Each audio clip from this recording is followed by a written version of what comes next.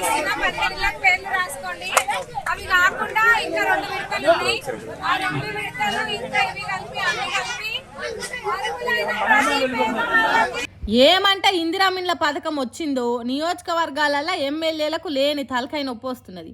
ఇగో చూడుండ్రి, యశస్విని రెడ్డికి ఎట్లా మోసం ఎర్రనిస్తలేరో. ఇందిరామిన్లు మాకెందుకు ఇయ్యలేదు, మేము మీ కండ్లకు గానొస్తలేమా అని చుట్టూ చేరిండ్రు.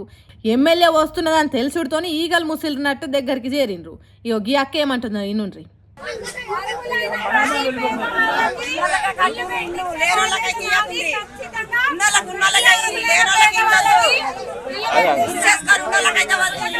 వింటున్నారా?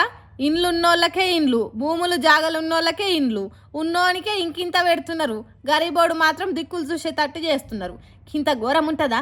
ఇదైనా న్యాయం అనుకుంటా ఎమ్మెల్యే కార్ల కాడికి చేరుతున్నారు. ఊర్లు అన్నప్పుడు సగానికి ఎక్కువ మందికి ఉండి లేనట్టు ఉండే ఇండ్లు ఉంటాయి కాబట్టి మాకు ఇల్లు వస్తే మంచిగా ఉండని తనలాడతారు. అందుకే ఇంత కోపానికి వస్తున్నారు. కానీ ఊర్ల పొంటి ముందుగాల కాంగ్రెస్ పార్టీ కార్యకర్తలు ఇచ్చినాకనే కడమలకు అన్నట్టు చేస్తున్నారట. బీదలు గరీబ్లు అనేది ఏం లేదు, ఫస్ట్ కాంగ్రెస్ కార్యకర్తలు అటెన్కనే ఇంకెవ్వలైనా అన్నట్టు చేసి ఏం లేని వాళ్ళని గిట్ల తిప్పల పెడుతున్నారట.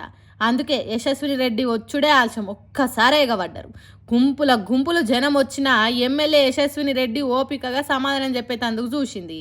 ఈ ఊర్లో ఎదుర్కొన్నందుకు నేను ఖచ్చితంగా ప్రతి ఒక్కరికి అర్హులైన ప్రతి పేదవాళ్ళకి ఇల్లు పెట్టించే బాధ్యత నాది. నేను పెట్టిస్తాను. మొదగాలు వచ్చిన వాళ్ళనే చూసి ఊకే అనుకోవద్దు. మీకు వస్తే వాళ్ళనుకుంటే వాళ్ళకి వస్తే అందరూ ఒక్కటే, మాకు అందరు సమానమే. ఎవరికైనా ఇల్లు పెట్టియాలనే ఉంటది. ఇప్పుడు వచ్చిన ఇందిరమ్మిన్లే ఆఖరి కావు, ఇంకా వస్తాయి. అప్పుడు కొందరికి అటెన్క ఇంకా కొందరికి ఇస్తాం. ఆఖరికి ఊర్లల్లో ఇండ్లు లేనోళ్ళు అనేది ఉండకుండా చేస్తాం అన్నట్టు చెప్పింది. కానీ జనం వింటారా? వాళ్ళో మాట వీళ్ళో మాట మాట్లాడి ఊకిరి బిక్కిరి చేసిండ్రు. పాపం ఎమ్మెల్యే యశస్విని రెడ్డి కూడా చెప్పే కాడికి చెప్పి వెళ్ళిపోయిందట. చూడుండ్రు ఎట్లున్నదో ఊర్లో పొంటి ఇందిరామిన్ల పథకం ముచ్చట. ఇప్పుడు జరిగినట్టే ముందు జరిగితే బీదలకు ఇండ్లు వచ్చుడు కష్టమేని అంటుర్రు ఊర్లో పొంటి రాజకీయాలు చూస్తున్న జనాలు.